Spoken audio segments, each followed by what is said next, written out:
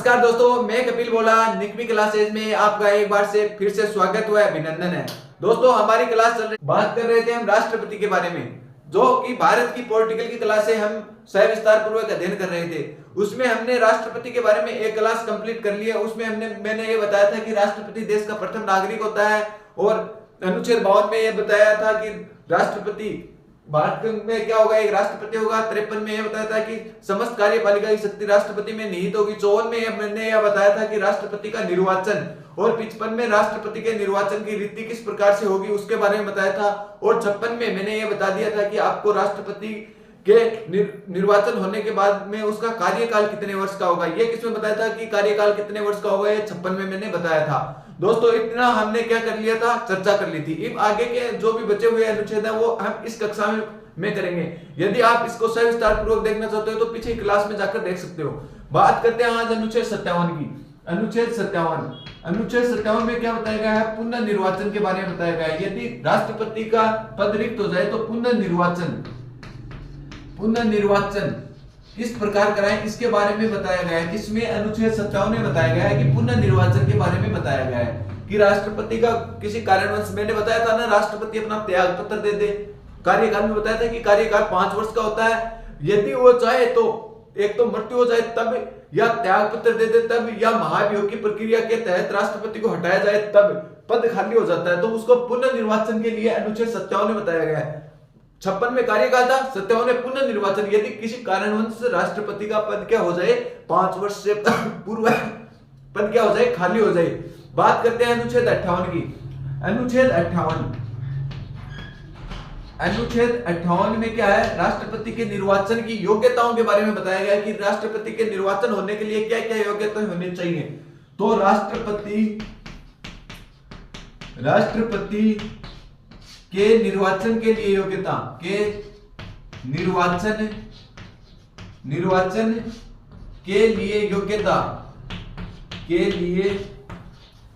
योग्यता कि राष्ट्रपति को निर्वाचन होने के लिए क्या क्या योग्यताएं रखनी आवश्यक है, उसके बारे में बताया गया है। दोस्तों, बात करते हैं पहली योग्यता। क्या योग्यता होनी चाहिए, वह भारत का नागरिक हो। यह पहली विशेषता है, वह भारत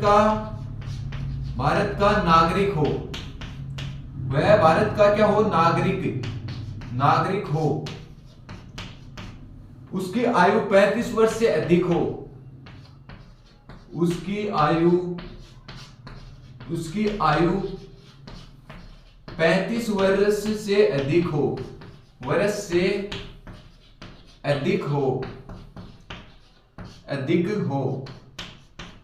वह किसी लाभ के पद पे ना हो। वह किसी लाभ के पद पर ना हो।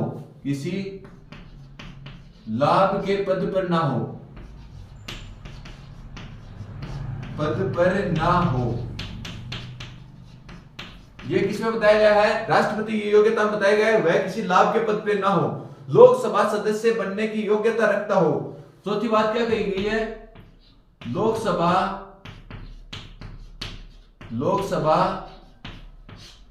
सदस्य बनने की योग्यता रखता हो।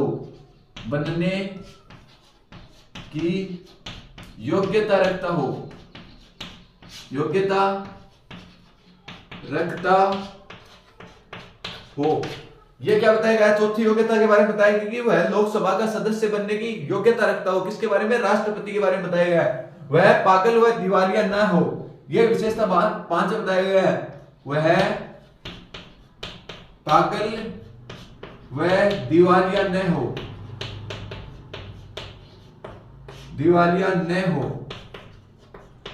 दोस्तों, ये 5 विशेषता बताई गई है कि राष्ट्रपति के निर्वाचन की योग्यता के बारे में पूछा जाए कि राष्ट्रपति वह भारत का नागरिक होना चाहिए, पहली बात तो ये हो। और उसकी आयु क्या होनी चाहिए, 35 वर्ष से अधिक होनी चाहिए। वह किसी लाभ के पद न धारण किया हो, मतलब कोई भी क्या है, कोई सरकारी जॉब वगैरह में किसी लाभ के पद पर वो कोई कार्य नहीं कर सकता, इसके बारे में बताया गया है। और वो लोकसभा में क्या हो, सदस्य बनने की योग्यता रखता हो तो क्या है, राष्ट्रपति के निर्वाचन में वो क्या ले सकता है, भाग ले सकता है। राष्ट्रपति बनने की ये योग्यता होनी चाहिए और वो पागल व दिवालिया नहीं होना चाहिए। उसका स्वास्थ्य एकदम बिल्कुल स्वस्थ होना चाहिए, वह किसी प्रकार के कैंसर वगैरह की बड़ी बीमारी उसके नहीं होनी चाहिए, ये बताया गया है। तो अनुच्छेद 57 पुनः निर्वाचन और अनुच्छेद 58 में क्या है, राष्ट्रपति के निर्वाचन की योग्यताएं। एक बार आप इसका स्क्रीनशॉट लें, फिर हम आगे के अनुच्छेदों को पढ़ेंगे। दोस्तों आगे बात करते हैं हम अनुच्छेद 59 की। अनुच्छेद 59 में क्या बताया गया है, राष्ट्रपति पद की शर्तें।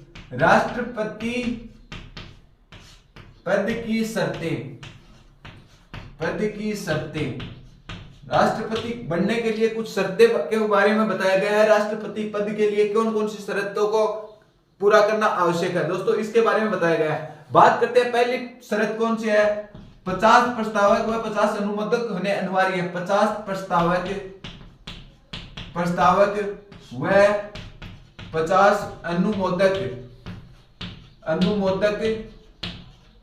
मोदक होना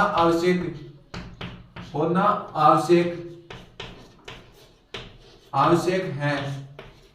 दोस्तों आगे बात करते हैं कि वो 15,000 रुपए की राशि आरबीआई में जमा कराएं। कौन, राष्ट्रपति का यदि चुनाव लड़ना है तो 15,000 रुपए की राशि किसमें जमा कराएं, आरबीआई में। दोस्तों दूसरा है 15,000 रुपए की राशि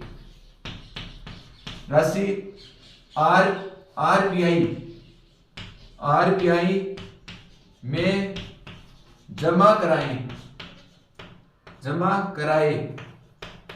दोस्तों आरबीआई की स्थापना कब हुई थी, 1 अप्रैल 1935 को आरबीआई की स्थापना हुई थी। इसका राष्ट्रीयकरण 1949 को हुआ था। दोस्तों बात करते हैं आरबीआई हमारा भारत का केंद्रीय बैंक है। इसमें क्या होनी चाहिए, 15,000 रुपए की राशि राष्ट्रपति का चुनाव लड़ने से पहले उसको क्या होती है, जमा करानी होती है। राष्ट्रपति उम्मीदवार के लिए अपना नामांकन बनने के लिए लोकसभा के महासचिव को भरता है। तो राष्ट्रपति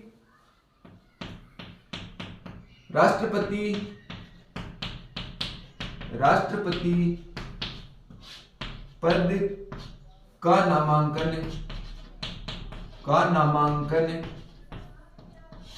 लोकसभा के महासचिव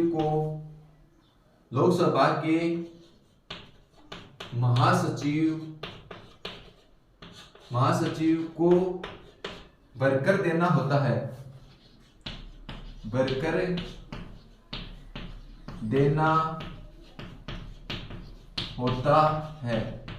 दोस्तों बात करते हैं यदि राष्ट्रपति चुनाव लड़ता है तो अपना नामांकन किसे दें, तो लोकसभा के महासचिव को क्या देना होता है, उसे अपना नामांकन भरकर देना होता है। राष्ट्रपति पद के लिए प्रचार प्रसार कितने दिन के समय दिया जाता है, तो राष्ट्रपति को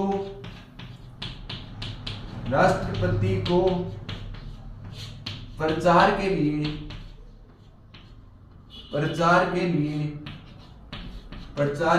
14 दिन का समय दिया जाता है। 14 दिन का समय दिया जाता है।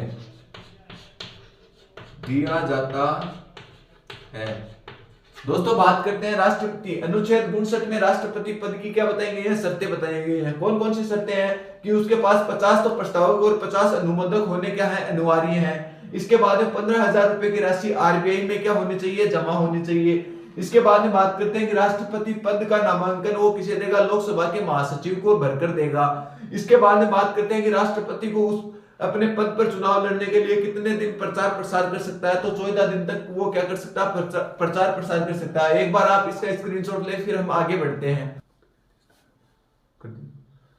दोस्तों आगे बात करते हैं हम अनुच्छेद 60। अनुच्छेद 60 में क्या बताया गया है, राष्ट्रपति की शपथ के बारे में।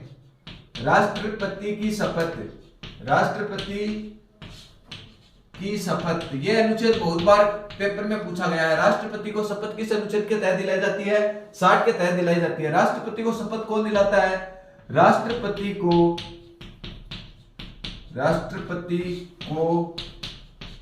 सर्वोच्च न्यायालय का न्यायाधीश न्यायालय का न्यायाधीश, मुख्य न्यायाधीश, सर्वोच्च न्यायालय का मुख्य न्यायाधीश,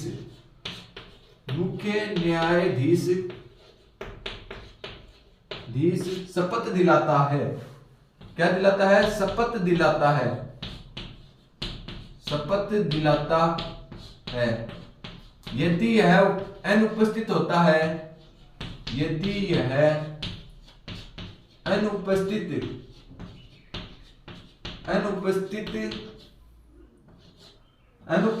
होता है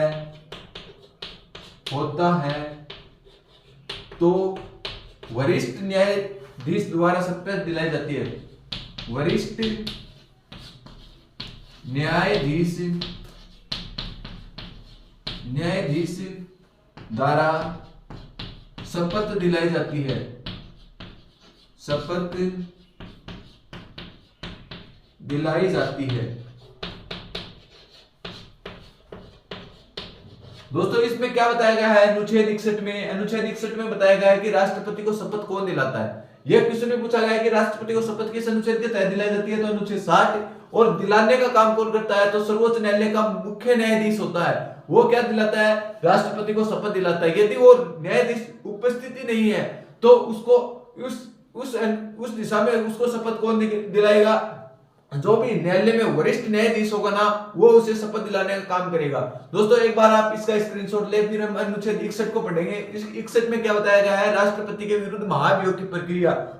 दोस्तों आगे बात करते हैं हम अनुच्छेद 61 में। अनुच्छेद 60 में क्या थी? राष्ट्रपति की शपथ थी। फिर राष्ट्रपति को हटाने की प्रक्रिया किसमें चलेगी? अनुच्छेद 61 में। ये मान लो बहुत बार क्या हर पेपर में आता ही रहता है कि राष्ट्रपति के विरुद्ध महाभियोग, राष्ट्रपति पर महाभियोग,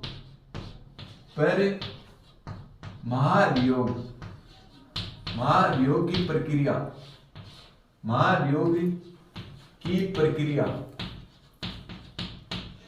दोस्तों एक तो ये क्वेश्चन पूछ सकता है कि महाभियोग की प्रक्रिया कैसी होती है? अर्ध न्यायिक होती है। तो यहीं पे लिखो महाभियोग की प्रक्रिया अर्ध न्यायिक होती है। अर्ध न्यायिक होती है। तो महाभियोग की प्रक्रिया कैसे होती है? अर्ध न्यायिक होती है। दोस्तों महाभियोग संसद के किस सदन से लाया जाता है? तो महाभियोग लिखो दोस्तों, महाभियोग, यह पूछा हुआ क्वेश्चन है। महाभियोग संसद के किसी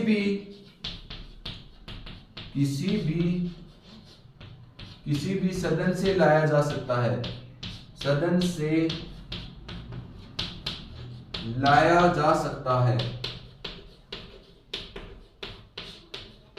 दोस्तों संसद के कितने सदन बताए थे मैंने? संसद के 2 सदन होते हैं। यदि संसद के अंग पूछ लिया जाए, पहली बात तो करते हैं हम संसद का वर्णन। संसद का वर्णन अनुच्छेद 79 में किया जाता है। अनुच्छेद 79 में संसद का वर्णन किया जाता है। संसद के सदन पूछे जाए तो सदन कौन कौन से होते हैं? एक तो लोकसभा होता है। कौन कौन से होते हैं? लोकसभा। और एक कौन सा होता है? राज्यसभा। राज्यसभा का वर्णन अनुच्छेद 80 में मिलता है। अनुच्छेद 80 में मिलता है। और बात करते हैं लोकसभा का वर्णन अनुच्छेद 81 में किसका वर्णन मिलता है? दोस्तों लोकसभा का वर्णन मिलता है। दोस्तों संसद के 2 सदन होते हैं, उसमें से किसी भी सदन से क्या लाया जा सकता है? राष्ट्रपति के विरुद्ध महाभियोग लाया जा सकता है। परंतु उसमें भी क्या होता है? कुछ शर्तें होती हैं। इसे लाने से 14 दिन पूर्व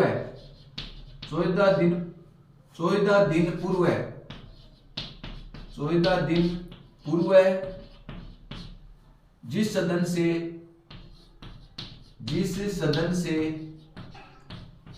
यह लाया जाता है उसे लिखित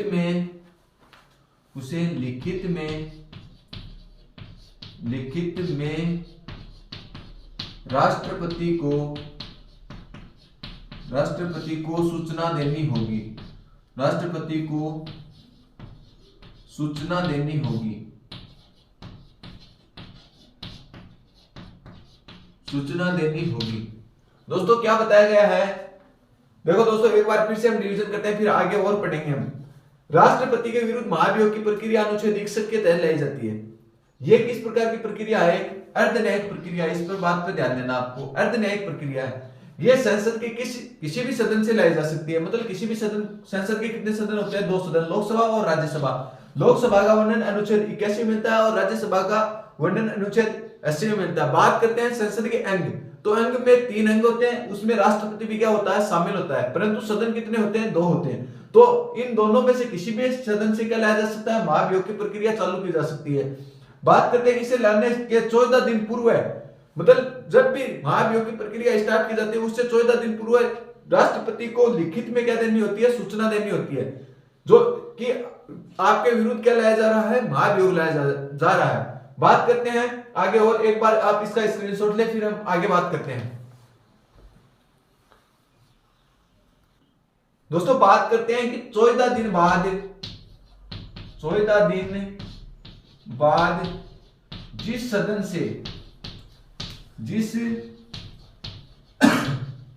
सदन से महाभियोग की प्रक्रिया चलाई जाती है, महाभियोग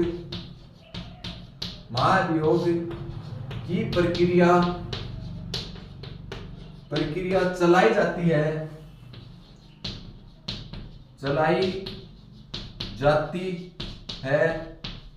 उसके 2/3 सदस्य उस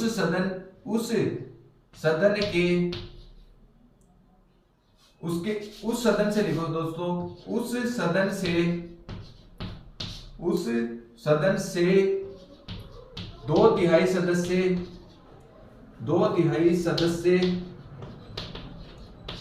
से प्रस्ताव पास होना आवश्यक है,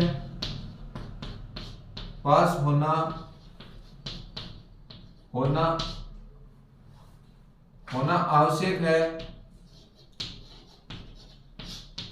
आवश्यक है तथा दूसरे सदन से भी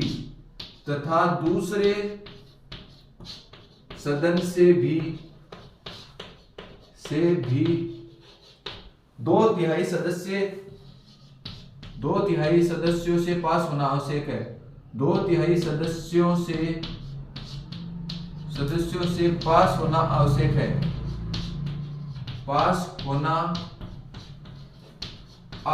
है, आवश्यक है।